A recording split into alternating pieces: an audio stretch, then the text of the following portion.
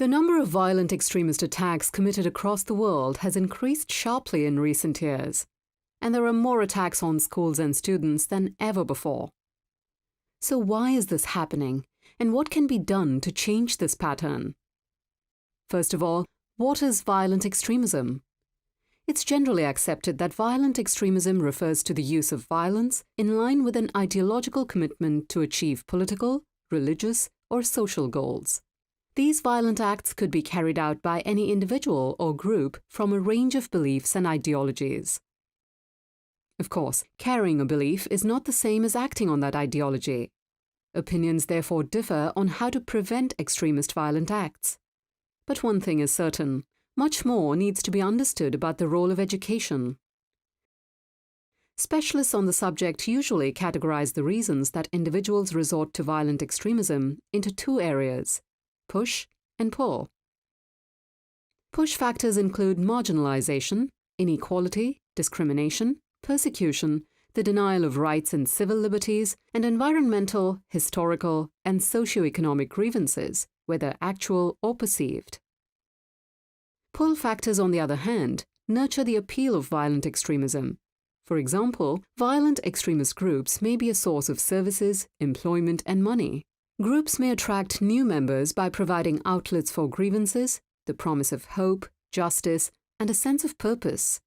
This network can offer a sense of identity. Preventing violent extremism aims to address these root causes through non-coercive approaches. Education can be a critically important part of that process. There are two phases to education. It can work to promote inclusion, strengthen social cohesion, support the emotional development of children, and help develop engaged citizens. On the other hand, education can exacerbate existing tensions and divisions, foster exclusion and inequality, and promote harmful ideologies and behavior. Here are some examples of how quality education can contribute towards preventing violent extremism. Curriculum. A curriculum shouldn't promote only one viewpoint. For example, using history lessons to present a biased view of past events. Curricula should encourage multiple viewpoints and develop critical thinking skills. A curriculum should be reviewed to address aspects that contribute to marginalization and exclusion. Teachers. Teachers should be recruited to represent a diverse range of social and ethnic groups and differing views within a society. When the teaching staff is made up of one social group, it can reinforce existing societal inequalities and serve to cause further division. Children and young people. Education must include the voices of children and young people and give them power over their own lives. Education should support each child as an individual with opinions, needs, and aspirations. Schools and educational institutions. Schools should create an atmosphere of tolerance and harmony.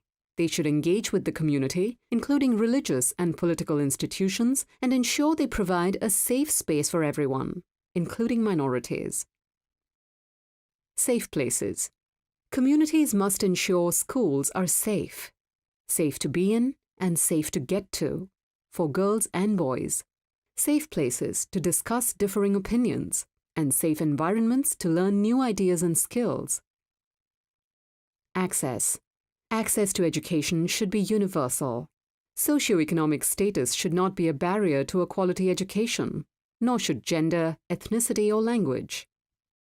To address the causes of violent extremism, education systems should take note of all of these aspects to create inclusive and diverse learning environments. Education is at the center of the UN Secretary-General's Plan of Action to prevent violent extremism.